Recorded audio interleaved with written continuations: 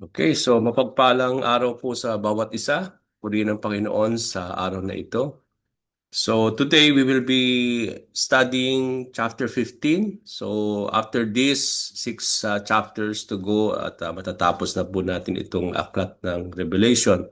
So if you have your Bible with you, we'll be studying the whole chapter 15 from verses 1 up to the last chapter, verse, that is verse 8. So verse 1 to 8, the seven angels with seven plagues and the song of victory. So let me read. I saw in heaven another great and marvelous sign, seven angels with the seven last plagues. Last, because with them God's wrath is completed. And I saw what looked like a sea of glass glowing with fire, and standing beside the sea those who had been victorious over the beast and its image and over the number of its name. They held harps given them by God and sang the song of God's servant Moses and of the Lamb. Great and marvelous are your deeds, Lord God Almighty. Just and true are your ways, King of the nations. Who will not fear you, Lord, and bring glory to your name? For you alone are holy. All nations will come and worship before you, for your righteous acts have been revealed. After this I looked, and I saw in heaven the temple, that is the tabernacle of the covenant law, and it was open. Out of the temple came the seven angels with the seven plagues. They were dressed in clean, shining linen, and wore golden sashes around their chests. Then one of the four living creatures gave to the seven angels seven golden bowls filled with the wrath of God, who lives forever and ever.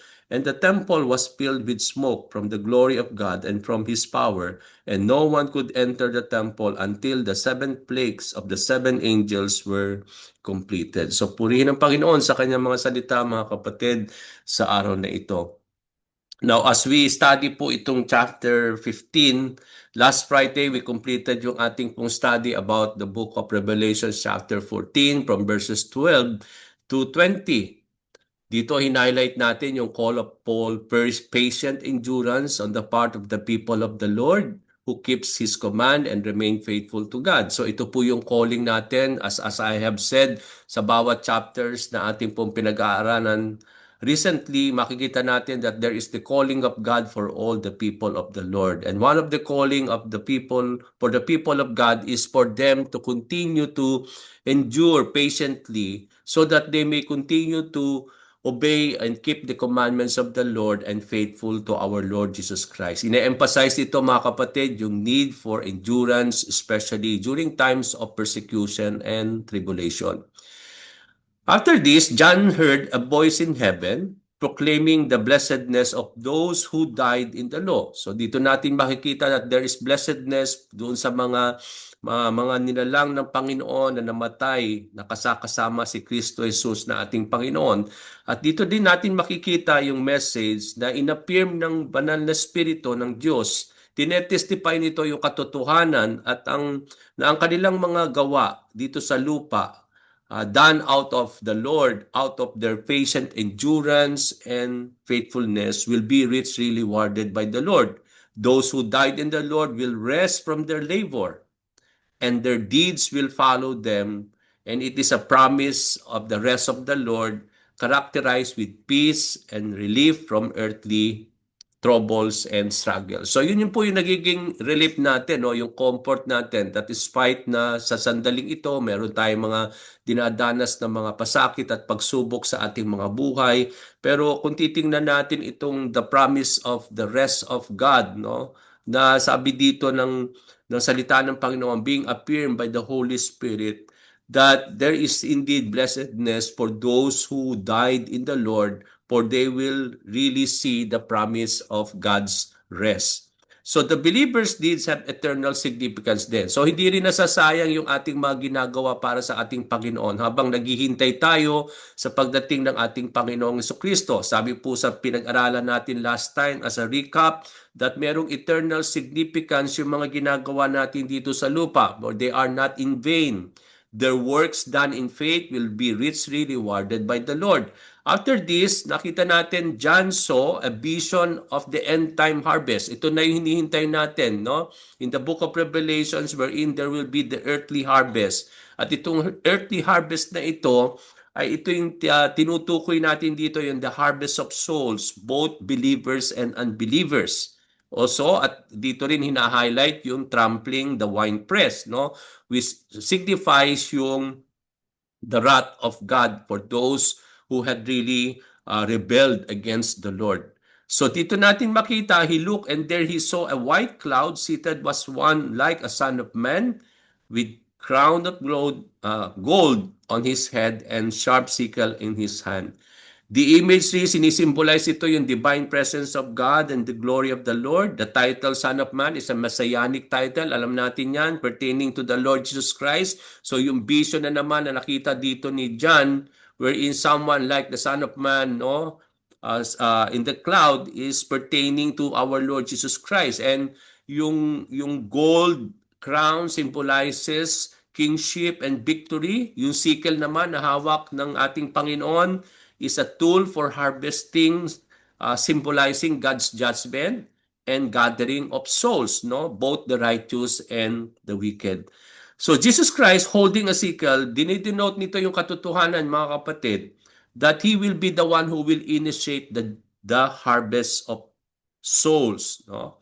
He will send out His angels and they will weed out everything that causes sin and all who do evil. They will throw them into the fiery furnace. Ito yung sinasabi nating grape harvest. There will be weeping and gnashing of teeth. After this, John saw another angel coming out from the temple and calling in a loud voice to the one seated on the cloud to take his sickle and reap, for the time of harvest has now come, for it is ripe for reaping. There are two harvests na napag-aralan natin in this chapter 14. No? Ito yung tinatawag nating the earthly harvest pertaining to, sabi nga natin, the grain harvest. At yung ikalawa, from verses 17 to 20, ito yung tinatawag nating grape harvest. Nakita natin dito yon. John saw another angel holding also a sharp sickle, signifying the start of the great harvest. Yung grapes, sinisimbolize dito yung people who are subject to the judgment of God and who had really rejected the Lord. They will be gathered and they will be thrown into the great winepress of God's wrath. Blood flowed, sabi nakita doon that blood flowed from the winepress. Sinisimbolize ito yung outpouring of the divine wrath of the Lord and the judgment of God. Sinisignify nito yung magnitude, no? Yung judgment upon those who oppose the Lord. So as we pick up from here, mga kapatid, as we enter now chapter 15 of the book of Revelations, it is good to notice, napakakaina mga kapatid, na napansin natin na throughout our study, we are now in chapter 15, and then sabi ko nga kanina, after this, 6 chapters to go, and we will be completing our study in the book of Revelation. So kapansin-pansin dito mga kapatid, na itong chapter 15, it is the shortest chapter in the book of Revelation. Kitang-kita natin yan because it is only 8 verses, no? Compared do sa napakaraming verses na kung mapapansin natin na sa mga chapters na pinag-aralan natin recently, no? Sometimes hindi natin matapos yon ng isang upuan lamang. Sometimes we take 3 parts of it, sometimes 2 parts of those chapters. But here we will able to complete one whole chapter because it is only 8 verses. It is not only the shortest chapter in the book of Revelation, but chapter 15 is the shortest message of all the messages contained in the book. Okay, kitang-kita po natin yan. So this chapter, anong pinopokus dito? Pinopokus dito yung imagery of the 7 angels with the 7 plagues.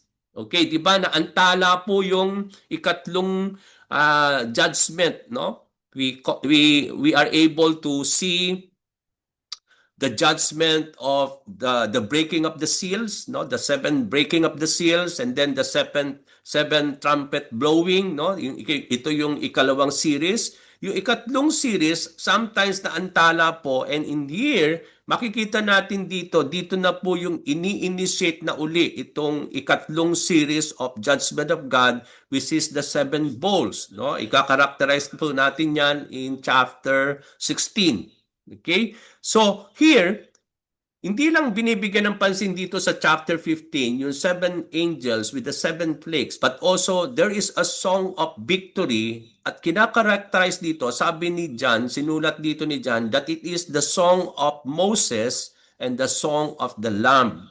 Okay, so titingnan natin yung song na yan na kinakanta at that particular time in this chapter. Now, what are the lessons na makikita natin dito? Ano yung mga overview na makikita natin sa chapter 15 if you want to know bago natin pag-aralan itong 8 verses nitong chapter 15. Okay? Ano yung magiging overview nito? Unang-unang makikita natin dito sa ating pong pag-aaral mga kapatid is that nandun yung majesty of the righteousness of God. Okay? Makikita natin dito yung the righteousness of the Lord. Kasi itong chapter na ito, ino-open nito yung vision of the seven angels and the seven plagues which are the final expression of God's wrath. Dito natin makikita na ito na yung final series nung paghuhusga ng ating Panginoon. No? And ito ay nagre-remind sa atin mga kapatid of the majesty and the righteousness of the Lord, that He will not tolerate evil, that He will not tolerate sin. Okay? So dito natin makikita yon. It encourages us bilang mga mananampalataya to continue to trust the Lord in the perfect justice of God and the righteousness of the Lord, knowing that His ways are always just and true. Okay, so doon natin makikita no, na lahat ng mga ginagawa ng ating Panginoon, it is always according to His ways that are considered to be just and true. Makikita din natin dito sa overview ng ating pag-aaralan is that makita natin yung victory of the faithful. Kasi meron nga ditong song of victory na pag-aaralan natin in this chapter. So ano ba itong victory of the faithful? This chapter, hina-highlight dito yung victory of those who have triumphed over the beast and its image. Di ba? Makikita natin dito, no? Sa chapter 14, makikita natin dito yung there is the judgment and the wrath of God for those who will worship the beast and the image of the beast, and at the same time who had received the mark of the beast, no? So merong wrath of the Lord for them. They will be put into burning furnace for them to be tormented day and night. Di ba? Sabi doon, no? So but in contrast naman, makikita natin dito, no, there is a victory naman sa mga tao that who had really undergo such kind of challenges, but they have remained faithful to the Lord. Okay, meron naman yung talagang they are willing to die, they are ready to die, no, instead of worshiping the beast and taking that mark. And that is the victory that is being highlighted here, no? This serves as a reminder that faith in the Lord leads to ultimate victory. At dito natin makita, no matter what trials that we face in our lives. Hindi po nasasayang yung kapag tayo'y patuloy na nagtitiwala sa ating Panginoon, nagiging tapat sa ating pong paglakad sa ating Panginoon in spite ng mga pagsubok, mga paghihirap na dinadanas natin dito mga kapatid. Even at the time of the tribulation, hindi po yan masasayang. Because this chapter promises us an ultimate victory for those who continue to have faith in the Lord. Okay. So makikita din natin as an overview nitong pag-aaral natin dito yung Song of Moses and the Song of the Lord. Okay?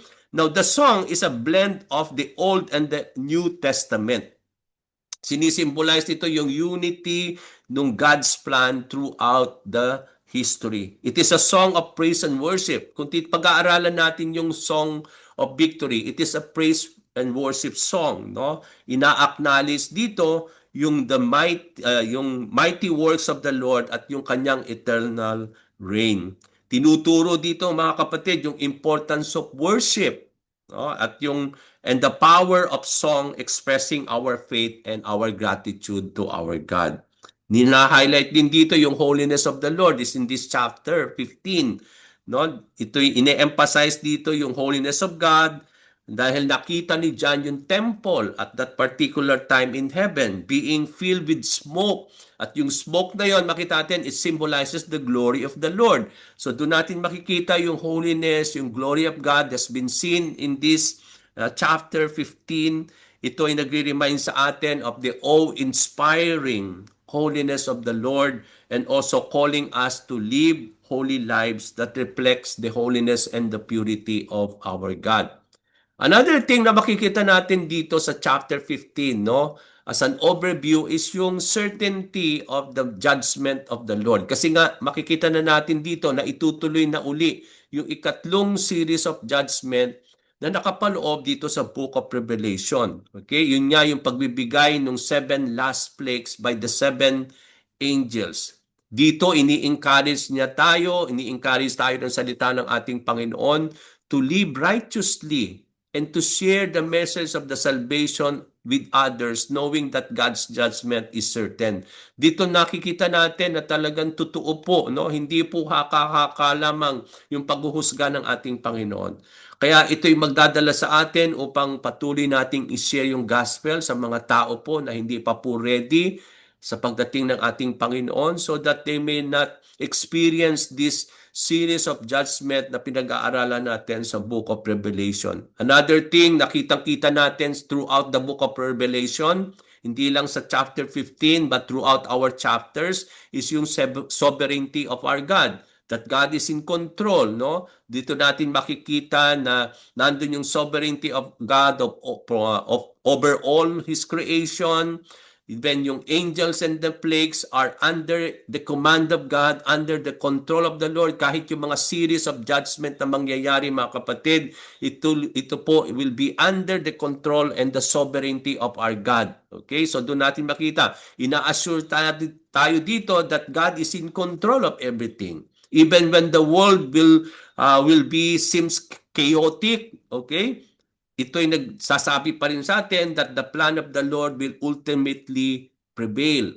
Okay? Although sa buhay natin today, maraming kaguluhan, sometimes hindi natin maintindihan ang mga nangyayari sa mundo, may mga gera, may mga iba't ibang mga kalamidad, but in spite of this, that the world is in chaos, but then ito'y nagsisignify pa rin, nagpapatutuo mga kapatid that God is still sovereign over all these things. Hinahayaan niya ng Panginoon that may purpose ang Panginoon sa lahat ng yan. Okay, but the bottom line of this, at the end of the day, I believe that God is in control, that His purposes will prevail, no? And it will lead to ultimate victory of our God. There's a call for worship. Dito natin makita, there's a song of victory here na makikita natin dito sa chapter na ito, no?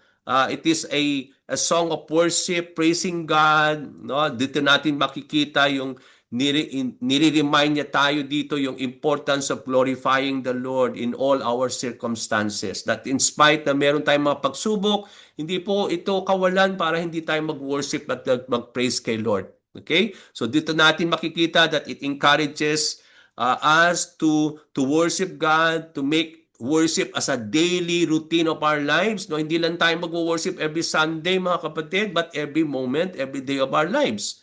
So ito yung calling nitong chapter na ito. Dito rin natin binibigyan yung assurance of the promises of the Lord. That this gives us the promises of God that He will be always true and He will be faithful in all His promises. Dito natin makikita, no, that the assurance that yung kung paano natin makikita na ini-strengthen ng Panginoon yung ating faith, knowing that God is faithful to all His promises. Now, let's go down to verse 1 of this chapter. Sabi dito sa verse 1, I saw in heaven another great and marvelous sign. Okay? 7 angels with the 7 last plagues. Last, sabi niya, because with them, God's wrath is completed. Okay. So in this verse, ano yung makikita natin dito? John saw another great sign. After the great sign he had seen or he saw in Revelation chapter 12. Kaya kung titingnan natin, babalik tayo ulit sa chapter 12 ng Revelation, kung paano natin pinag-aralan yon. Sa chapter 12, dito natin makikita that John saw a great sign in that chapter.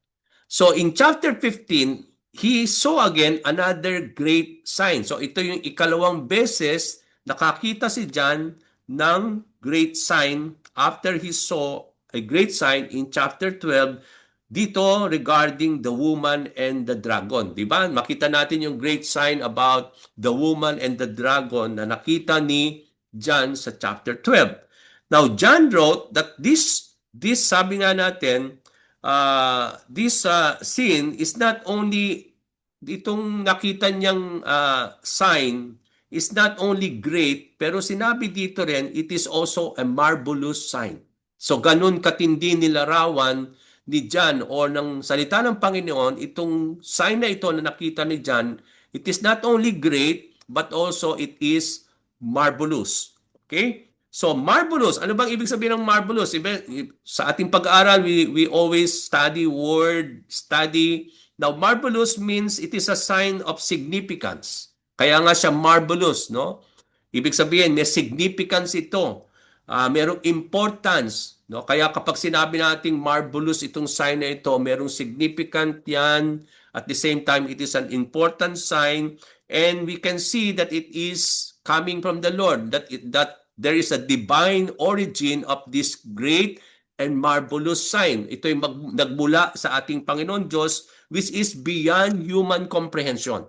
So hindi natin talaga kayang iintindihin itong mga sign na ito kung hindi natin sasaliksikin yung wisdom of the Lord. It's because it is not something that we can really learn and understand by our own wisdom, but through the wisdom of the Lord, I believe, because it has a divine origin, kaya maintindihan natin itong great and significant and important sign na ito na makikita natin dito sa chapter 15. Now, the great and marvelous sign that John saw was about the 7 angels with the 7 final or last plagues. So nakita ni John na itong 7 anghel na ito, dala-dala nila yung 7 huling mga plagues, no? Mga salot. Okay, come to think of this, salot itong dadalhin nitong mga anghel na ito. 7 mga huling salot na ibubuhos sa lupa. Ito yung ikatlong at huling series of judgment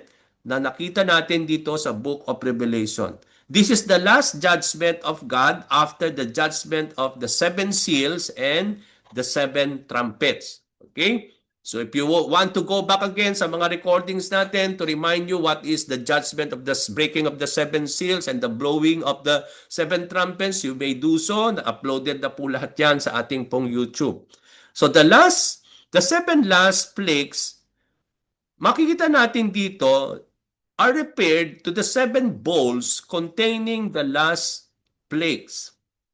The wrath of God will be completed in this last judgment. Kaya sinabi dito ni John, it is the last.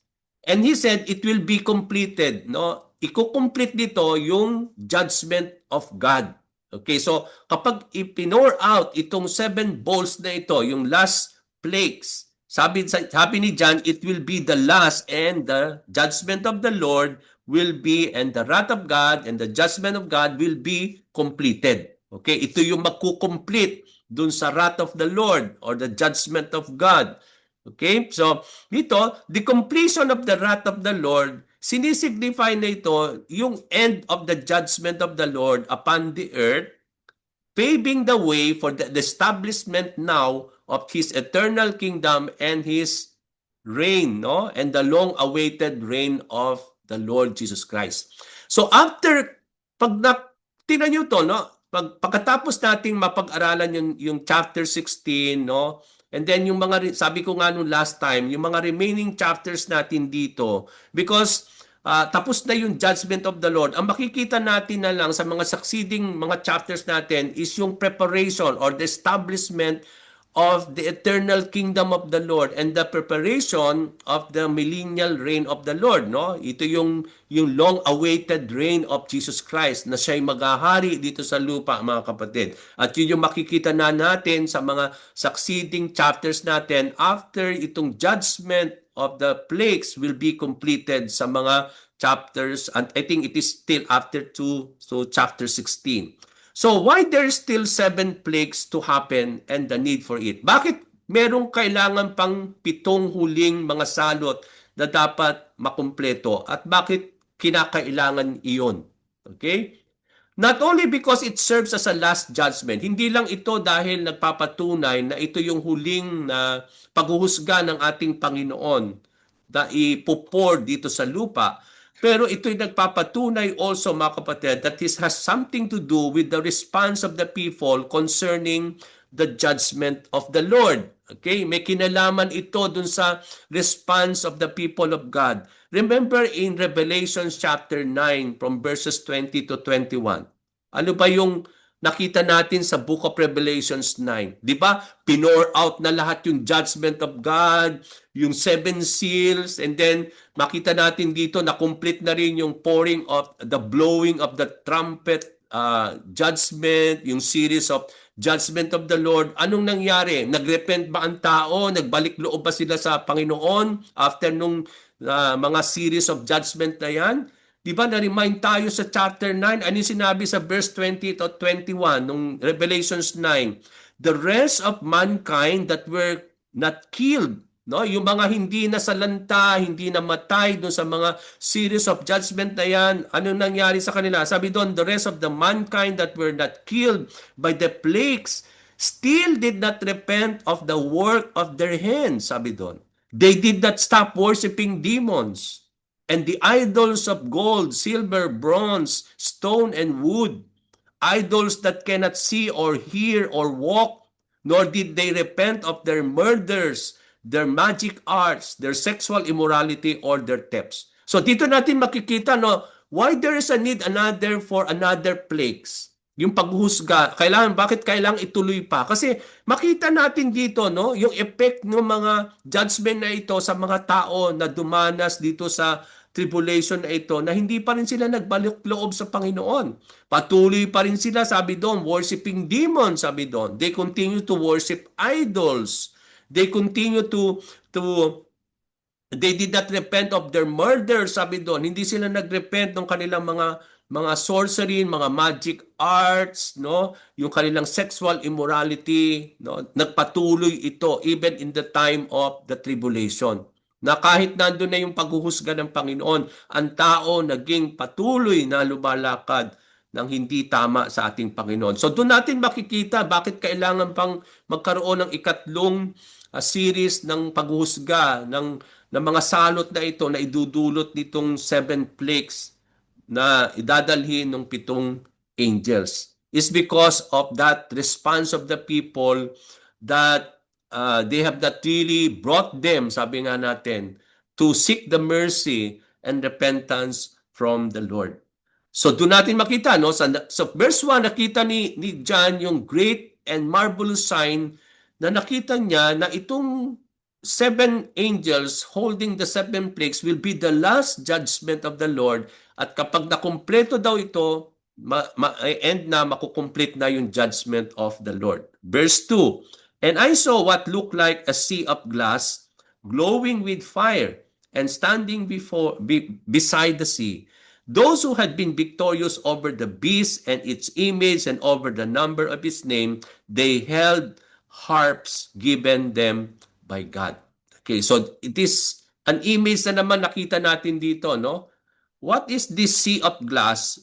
Pero sea of glass siya, pero nag-glow siya with fire. Okay, na parang imposible, no? So ano bang sinasabi nito? So immediately, nung nakita ni John yung great and marvelous sign, nung nakita niya yung after the sign of the 7 angels and holding the 7 bowls, no, of plagues, John saw something like a sea glowing with fire. Sea siya na parang glass siya na salamin, no, but then nag-glow siya with fire. Okay, so the sea of glass is mentioned also in Revelation chapter 4. Kung matatandaan ninyo, in Revelation chapter 4, verse 6, binanggit na rin yan ni John. Okay? Ano sinabi doon? Sabi doon, also in front of the throne, nung nakita niya yung trono ng Panginoon Diyos, sa harap daw ng trono ng ating Panginoon, sabi doon, there was what looked like a sea of glass, clear as crystal. Okay, so yun din yung nakita ni John dito sa chapter 15. Na nakita niya na that there is this sea like a glass or sea of glass that is glowing with fire, no? At yun din yung binanggit sa chapter 4 verse 6. So the sea of glass was mentioned before the throne of God na sinisimbolize ito yung purity, yung holiness, and God's presence. It is mixed with fire, no? Sinasuggest nito yung judgment, yung purification, reflecting God's righteous wrath against sin. Fire often represents God's holiness, and judgment for God is described as a consuming fire. Di ba? Binanggit sa Bible sa Hebrews chapter 12 verse 29 that God is a consuming fire. So sinisimbolize ito yung sea of glass glowing with fire. Sinisimbolize ito that these angels, no, that having the plagues or holding the plagues is coming from the presence of God, no? At sinisimbolize ito, mga kapatid, yung purity, the holiness of of God. And at the same time, it also symbolizes yung judgment of the Lord, yung purification of God, that God will now again pour out His wrath, no, against sin. At yun yung nakita dito sa image na ito ni John. So yun yung sinisimbolize, no, yung sea of glass, glowing with fire, no, na nakita ni John symbolizes the purity and the holiness of the Lord, no, yung kanyang presence characterized with judgment and purification, reflecting yung kanyang righteous wrath against those who are sinful. So John saw beside the sea, nung nakita niya beside the sea daw, nung nakita niya katabi ng sea of glass are those who had conquered the beast. So nakita niya yung sea of glass glowing with fire, at katabi noon, beside that sea of glass, are those who have been victorious. So nakakita siya ng mga nilalang na mga tao na naging victorious over the beast, over the image, and over the number of its name.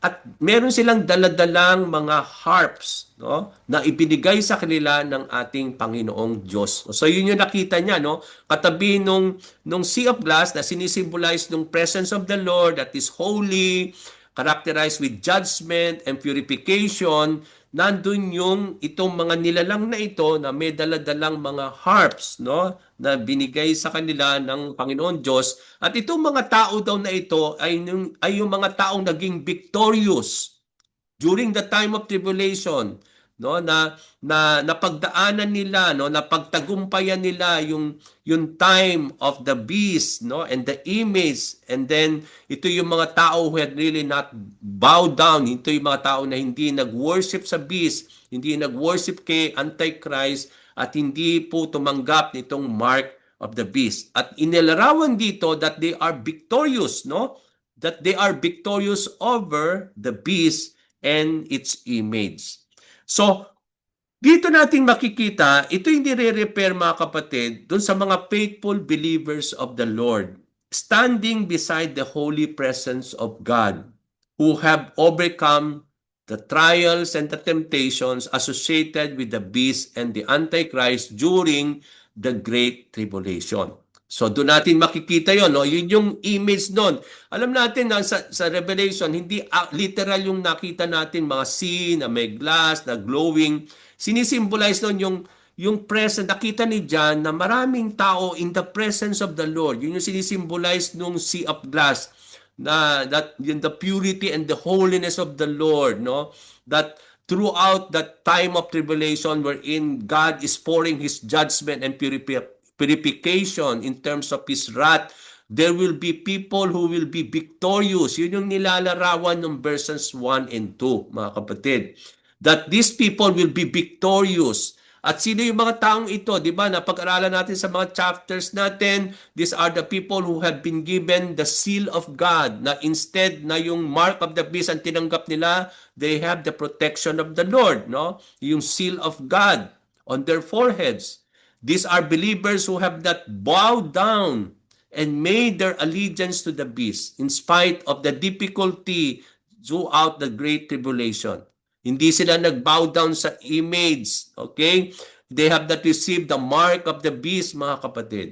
They remain steadfast in their faith. Kaya nga victorious sila, no? They have overcome this tribulation out of the protection of the Lord. Makita natin, they remain steadfast in their faith, no, resisting the pressure of the world system that is opposed to God, di ba? Sabi doon, di ba, sa chapters natin na pinag-aralan recently, Babylon the Great will fall. Okay? Ano yung Babylon the Great? Ito yung world system, yung system of the Antichrist, it will fall, no, that is opposed to God.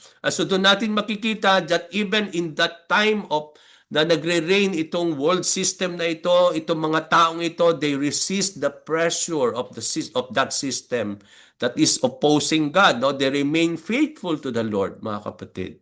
So these believers were holding harps given by God. Ini-indicate dito yung divine approval, yung the heavenly origin of their worship, because these people now will be singing the song of Moses. Kaya nga may dala-dala silang harp is because out of that victory that they experience, they are now proclaiming that victory with the song. Na makikita natin yung song nga sa verse 3. Okay?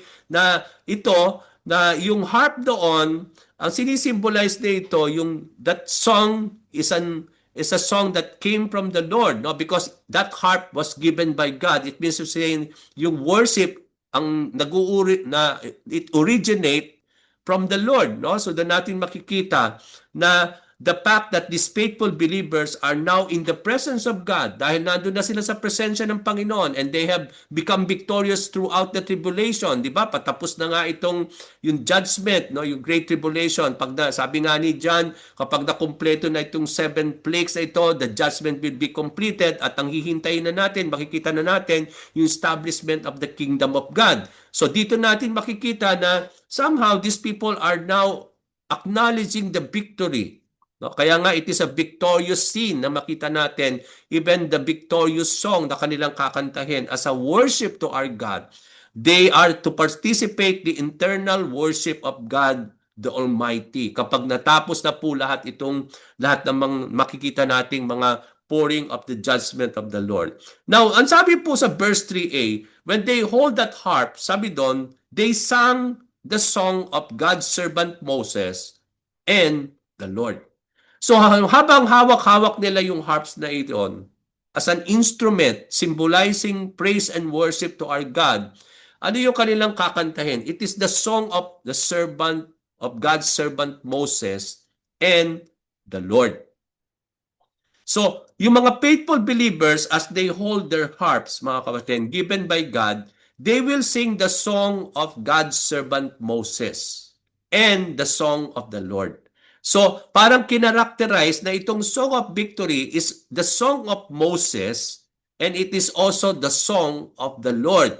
So, bakit ganun inilarawan itong song na ito? Kasi makikita natin ito, may kinalaman ito sa Song of Moses sa Exodus chapter 15 verses 1 to 18. Di ba? Kung pinag-aralan ninyo, I think that you have already studied throughout the book of Exodus, chapter 15, makita natin doon, there is a song of Moses, no, na pinoproclaim, kinakanta ng bayan ng Israel at that time, proclaiming the victory and the deliverance of the Lord after Pharaoh and his soldiers were defeated by God, no, after the parting of the Red Sea. Makita natin dito Moses, there is this the Moses natin makita that he sang a song and it is a song of victory and deliverance, no? At ano yung makikita natin dito sa Song of Moses na ito? Kasi parang hinahalin tulad nitong chapter 15 na itong Song of Victory, which is also the Song of the Lord, is somehow like the Song of Moses dun sa chapter 15 of Exodus. Okay, now kung titingnan natin, hindi na natin pag-aaralan yon mga kapatid. We have no much time.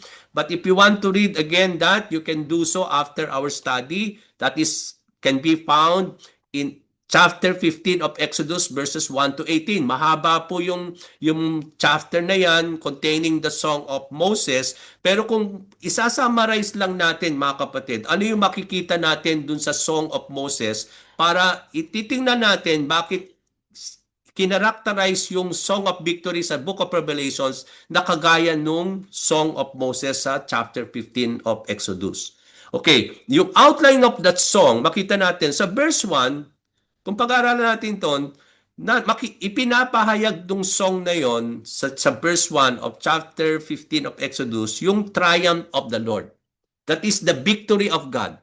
Alam natin mga kapatid, in our victory in our lives, we become victorious not because of ourselves, not because of the strength that we have, not because of our knowledge, but sabi nga, the battle belongs to the Lord. Lahat ng battle natin, it is the battle of God. Okay?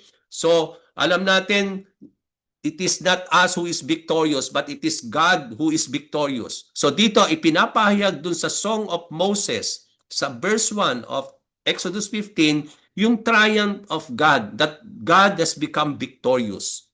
Verses 2 and 3, doon sa chapter na yon, is that what is the Lord is. Dito, pinapahayag naman itong verses 2 and 3 kung sino ang Panginoon. What is the Lord is. No? Doon natin makita that the Lord is the strength. No? Doon natin makita that inilarawan ng Lord is it is their strength, no? Ito yung strength ng Israel, ito yung kanilang song, ito yung kanilang salvation. So ipinapahayag dito that the Lord is their strength, that the Lord is their song, it is the Lord is their salvation. So verses 4 down to verse 13, nung Song of Moses, ang ipinapahayag dito, what God has done. Okay, if the Lord is triumphant, that He is their strength, no, He is their song, He is their salvation. Now, ano naman yung ginawa ni Lord sa kanila? So, ipinapahayag ni Moses sa verses 4 to 13 what the Lord has done for them.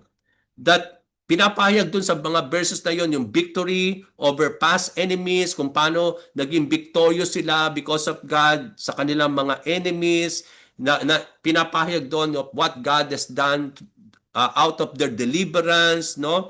Yung bringing people, sabi nga natin, nandoon yung deliverance of His people from Egypt. Kung paano dineliver. Kaya kung babasahin ninyo yung mga verses na yon, parang inire-relate dito ni Moses sa kanyang awit na kinakanta ng Israel kung paano nagkaroon ng deliverance sila from the land of Egypt, from Pharaoh. Okay?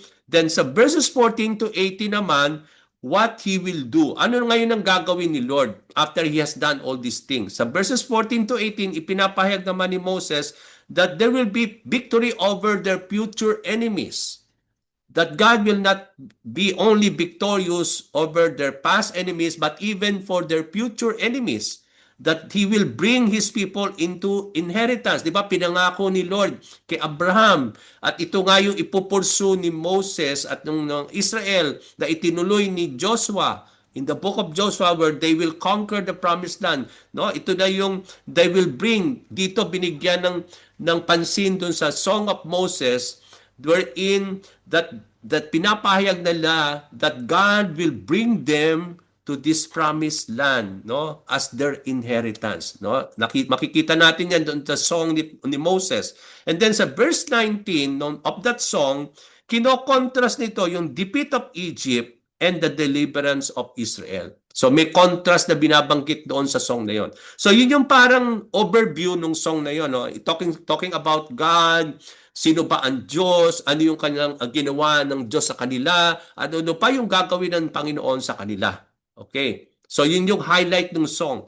At yun din ang makikita natin dito sa Song of the Lord. Okay, kasi yung Song of Victory na ito, it pertains to the Lord Jesus Christ na parang kagaya ng Song of Moses na ipinapahayag niya. So not only it was the Song of Moses but also the Song of the Lamb, no, which is the Song of the Lord. The Song of the Lamb, sinisignifies dito yung ultimate victory of Jesus Christ, who is the Lamb of God. Dito sa song na ito, pinapahayag naman yung victory of Jesus Christ, which is also parallel to the victory of the Lord na kinakanta ni Moses dun sa Exodus 15. What was the song the believers sang? Paano nila kinanta itong Song of the Lord o Song of the Lamb? Sabi po sa verse 3b and to 4, ito yung kanta. Tingnan nyo po, hawig na hawig siya doon sa Song of Moses. Great and marvelous are your deeds, Lord God Almighty. Just and true are your ways, King of the nations. Who will not fear you, Lord, and bring glory to your name?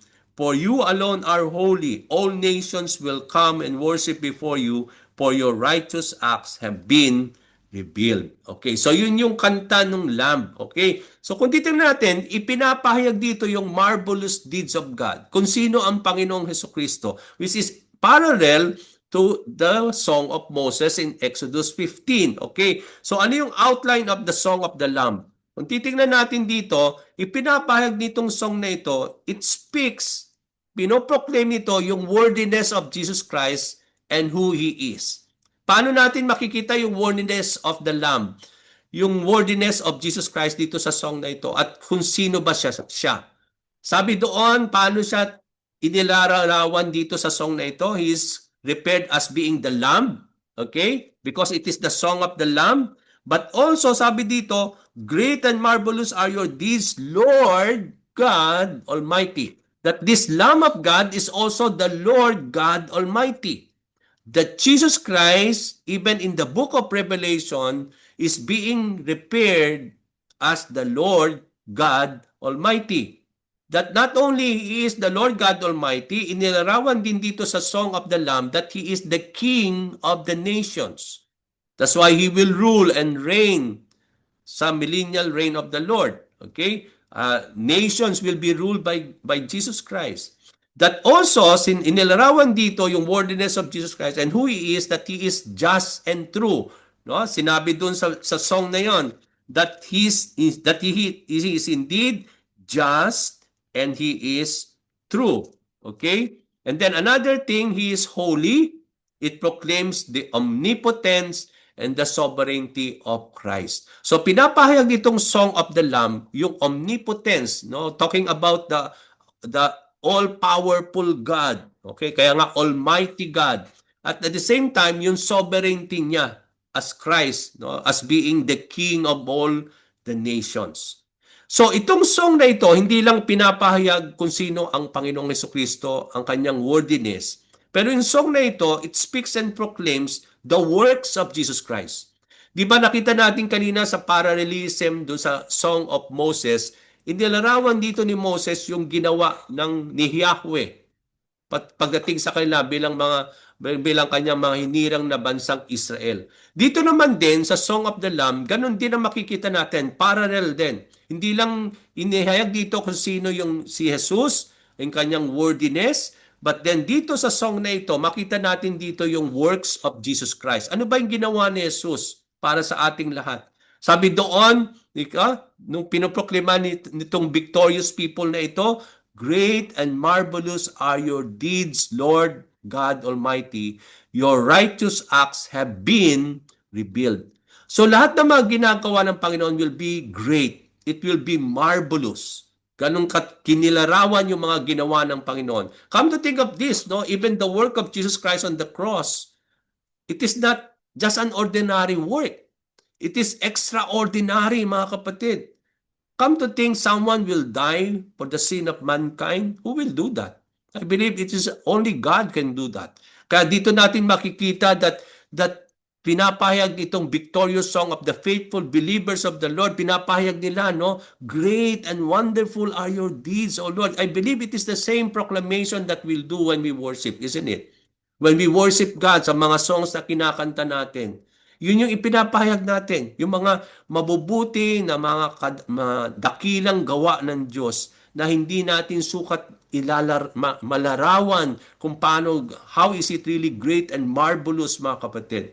Kulang ang mga salita para ilarawan kung paano napaka kamangha-mangha o how indeed marvelous are the deeds of our God who is Jesus Christ. And then dito, lahat ng kanya mga ginawa ay righteous acts na kanyang inirebuild. Alam natin, di ba, nire-reveal ni Lord yung kanyang mga righteous acts. Pag sinabi nating righteous acts, ito yung mga actions of the Lord done out of His righteousness. Okay? Ito'y mga gawa ng Panginoon, no, bilang righteous Lord. No? Kaya nga, it is act of His righteousness. So, kitang-kita natin yon, no? Yung mga ginagawa ng ating Panginoon. Hindi lang doon inilalarawan dito yung acts of the Lord, but then itong Song of the Lamb, it also, tinitingnan din natin dito yung ways of the Lord. Di ba? Inilarawan natin dito yung the ways of God do sa Exodus 15, the Song of Moses. But we come to see here, even in this Song of the of victory for the Lamb, makita natin dito, pinoproclaim dito yung ways of Jesus Christ, that His ways are just and true. Okay? Pag sinabi nating just, pantay siya sa lahat ng tao. Wala siyang favoritism. No, wala siyang kinikilingan pagdating sa mga kanyang ginagawa, no? That his deeds will always be just and true, no? In all of his ways. Ina-affirm nito that yung lahat ng mga pamamaraan, mga ginagawa ng Panginoon natin, mga kapatid, are always fair and reliable. Pwede natin siyang pagkatiwalaan. Kaya nga, we can rely on the ways of the Lord because it is just and true. Okay? Yung fair siya lagi sa kanyang pakikipagtungo, sa mga bagay na ibinibigay niya sa bawat isa, no? Aligning with this nature and character. Kasi ganoon naman talaga ang nature ni Lord. That ganun, He is just in His nature, that He is, sabi nga natin, true in His nature, but kaya lahat ng kanyang gagawin is according to that nature and character of our God. Okay? So the song also, makita natin dito, pinoproclaim yung wonder of Jesus Christ. Kaya nga, how marvelous yung hindi natin sukat mailarawan yung wonder of Jesus Christ, no? Sabi doon, for you alone are holy.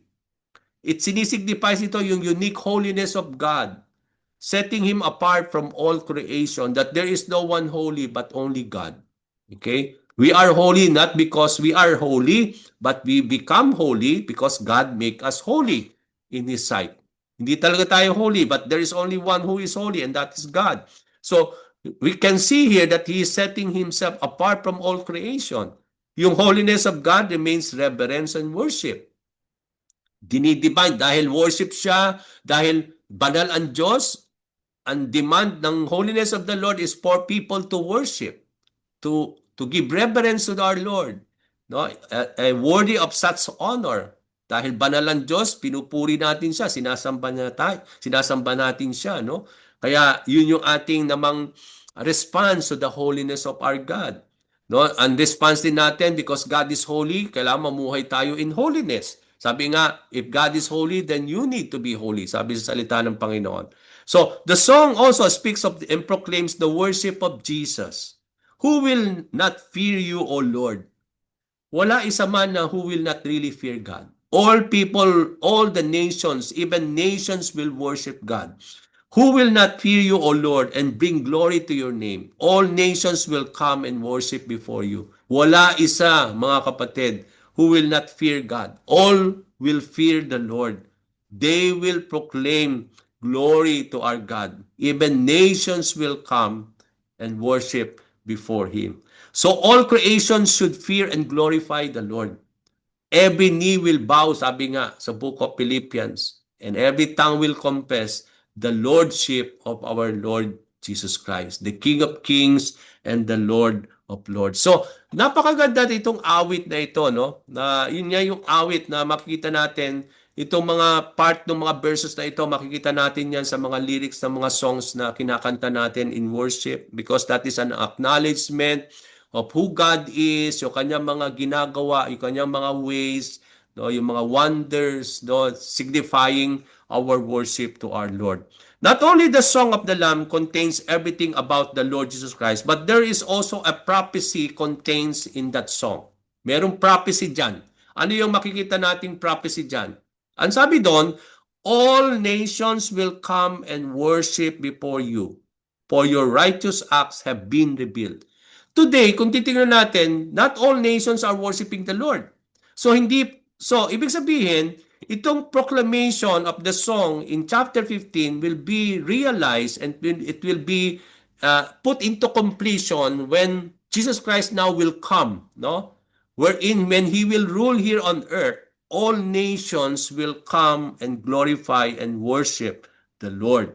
Okay? So all nations, kaya sabi natin, it is a prophecy being proclaimed in that song that at the coming of the Lord Jesus Christ, when He established His kingdom here on earth, all the nations of this world will come and worship before our God. No, yun yung makikita natin doon.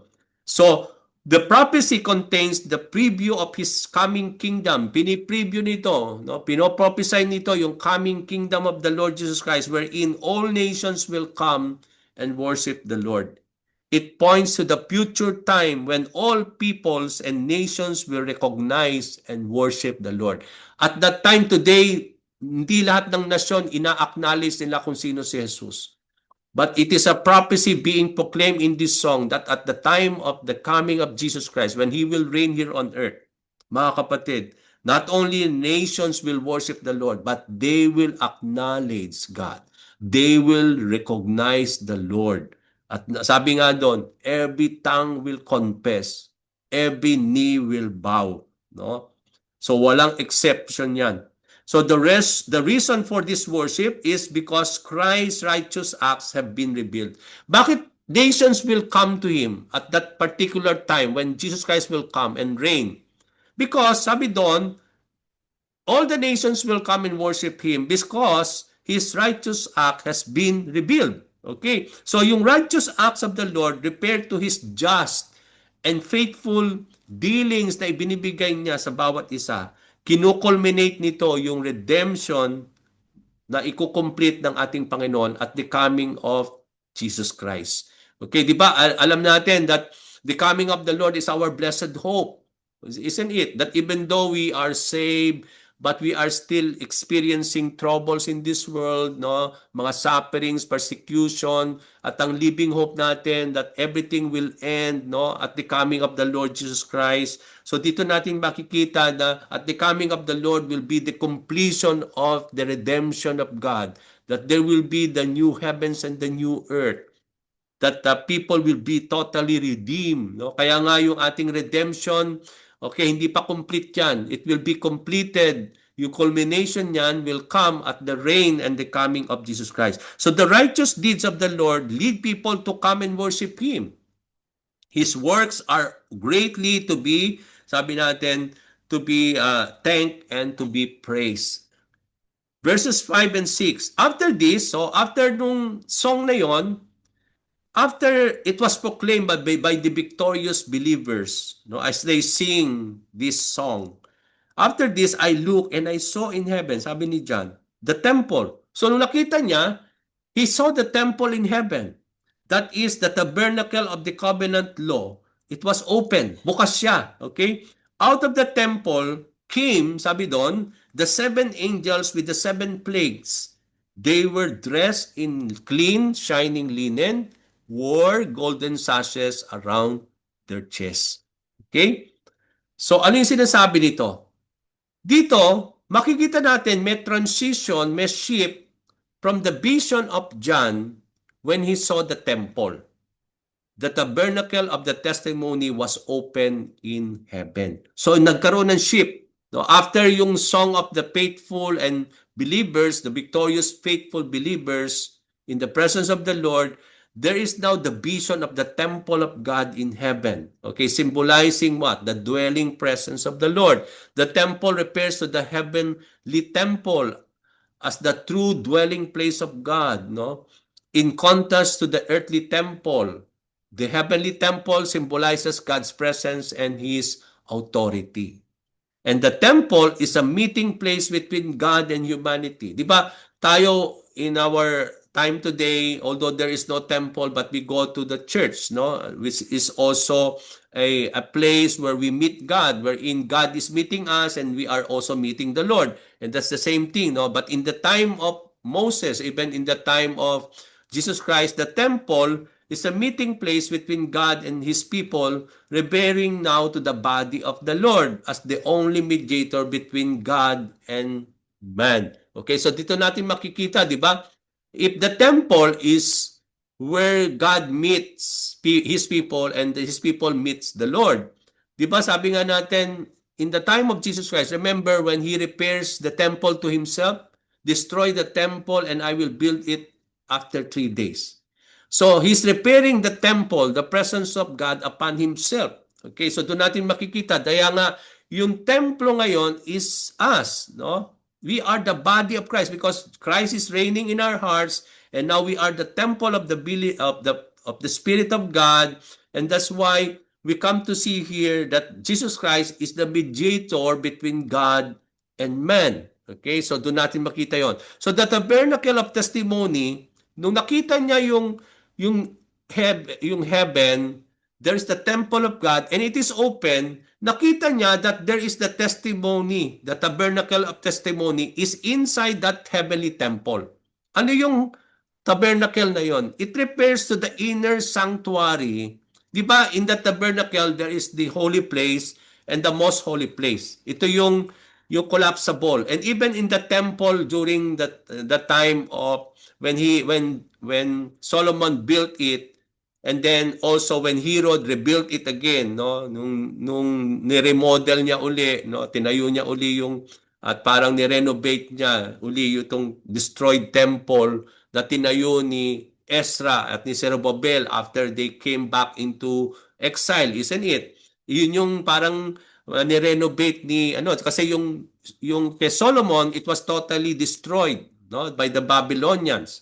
So after that, 'di ba, after the captivity, 70 years later, no, Ezra and Zerubbabel came back again and then they now rebuilt the temple. And that is the kind of temple na during the time of Jesus Christ, during the reign of Herod, no, pinalaki niya 'yon. At yung during the gospel, yung nire-repair na temple doon, yun yung Herod's temple. Okay, na temple dati sa Book of Ezra, okay, na lumaki siya tapos ni-renovate. Okay, so here, makikita natin dito that inside that temple, kung titingnan natin sa Gospel, sa Old Testament, sa tabernacle, yung collapsible, are two things there. The holy place and the most holy place. Yung priest, doon lang siya lagi doing his work doon sa holy place. He cannot enter the most holy place. He will yung high priest will enter that most holy place once a year to do the atoning sacrifice. Once a year lang yon. Okay? But then, makita natin dito at do sa vision ni John sa heavenly temple, he saw also the tabernacle of the testimony. Ito yung inner sanctuary where the Ark of the Covenant of God was kept, containing the tablets of stone given to Moses when God inscribed his laws unto the tablets of stone. Kaya yung tabernacle at that time, nung mga panahon na yon, di ba, dala-dala nila yung Ark of Covenant. Ang laman ng Ark of Covenant na dala-dala nung mga panahon na yon, nila Moses, and it was kept at that time in the temple, in the most holy place, no? Para doon lang siya talaga. Doon ang nilalaman noon yung Ark of the Covenant na inside the Ark of the Covenant, doon makikita na yung tablets of stone, no, containing the 10 commandments. Okay? Sinisimbolize ito yung covenant of God and His faithfulness to His promise. Doon sa vision na yon, ang ini-image doon at ipinibigay na pansin ng Panginoon is that He is always faithful in His covenant with His people. At doon nga, yung culmination itong pouring of the 7 plagues coming from God, it is part of the complete redemption and mangyayari po mga kapatid that God is reminding His people in His covenant with them and covenant with Him that He will be faithful to complete those promises. Kaya nagkaroon ng vision na yon. Okay? So, John saw that the temple in heaven was open, signifying the unveiling of God's plan and the execution of God's judgment. That it is open now, and then from that opening, doon natin nakita ni John, doon lumabas itong seven angels and the seven, we having the seven plagues, no? The opening of the temple serves as a prelude of the outpouring of the seven last plagues. Parang prelude lang siya, no? Wherein parang it is a drama na parang at the opening of the curtain na ipopour now itong last series of judgment, makita natin doon there is a glimpse of heaven. Nakita doon yung Ark of the Covenant, no? Containing the tablets of God, of the law of God. And then makita natin dito, sinisimbolize dito yung covenant of God with His people and His faithfulness in that covenant of the Lord. So out of the open temple came the seven angels with seven plagues. It refers to the divine origin na itong judgment na ito is God's judgment that will be unleashed. The angel were dressed in clean and bright linen. Sinisignify nito yung purity, yung righteousness of God. The brightness of the linen suggests the glory and the holiness of the Lord being repaired here in their divine mission. So makita natin dito na it is divine oriented. Makita natin it is indeed divine origin of that judgment, no? At doon natin makita why they are dressed in white. Sinisimbolize ito yung holiness of the Lord. Nire-reflect ng angels yung divine mission na ibinigay sa kanila ng Panginoon Diyos. Golden sashes, bakit meron silang golden sashes? It symbolizes authority, that yung mga angels were given authority and then yung royalty of their missions, no? It emphasizes the value and authority of the angels' mission. We saw Jesus in Revelations 1:13 also wearing that sash, golden sash. Diba? Sa Revelations 1:13, nakita natin that Jesus Christ was wearing also, as John saw him, that there is a golden sash suggesting that the angels are acting according to the authority of Jesus Christ and in His likeness. Okay? Verses 7 and 8, this is where we will be ending. The one of the four living creatures gave to the seven angels seven golden bowls filled with the wrath of God, who lives forever and ever. And the temple was filled with smoke from the glory of God and from His power, and no one could enter the temple until the seven plagues of the seven angels were completed.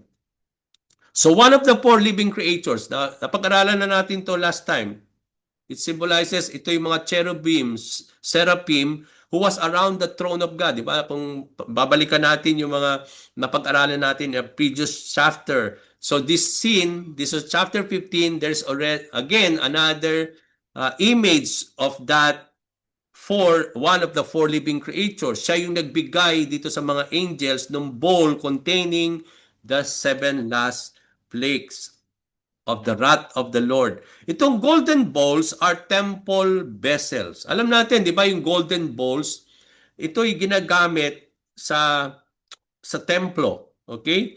Now, if it is being used in the temple, in this scene, in this image, mga kapatid, it can still be used by God to bring judgment. No? Doon natin makikita that itong bowls na ito ginagamit sa worship kay Lord, sa temple. But now, these golden bowls being used to worship God will be used by God to bring judgment to earth. So doon natin makikita yon. It contains the fullness of God's wrath, representing His righteous anger against sin and rebellion. God's wrath is likened to a cup or bowl. Kung pag-aaralan natin yung Old Testament, mga kapatid, as I will be ending, yung judgment and the wrath of God is likened like a cup in the writings of Isaiah, in the writings of Jeremiah. Two of the greatest passages wherein nilalarawan ng Old Testament yung cup as a judgment and the wrath of the Lord is Isaiah 51 verse 17 and also Jeremiah 25 verse 15. Okay, let me read. Isaiah 51:17. Awake, awake, sabi ni Isaiah. Rise up, Jerusalem, you who have drunk from the hand of the Lord, the cup of his wrath.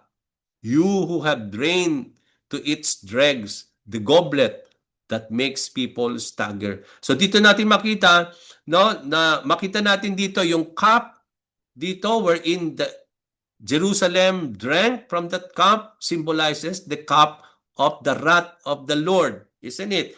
Na sinisimbolize dito that there is this judgment of God, the wrath of the Lord for His people. Okay? No, doon natin makita yon when they drink that cup, the hand of the Lord, no, from the hand of the Lord, the cup of His wrath. Okay, so there will be subject of wrath. So another thing, Jeremiah 25:15. So this is what the Lord God Israel said to me. Take from my hand this cup filled with the wine of my wrath and make all the nations to whom I send you drink it. So all these nations will be under the wrath of the Lord. No, they will be drinking the cup of the wrath of the Lord. At yung cup of the wrath of God, ito nga yung 7 bowls. No, yung bowls containing the wrath of the Lord. No, it is considered as a cup of the or bowl dito sa chapter 15.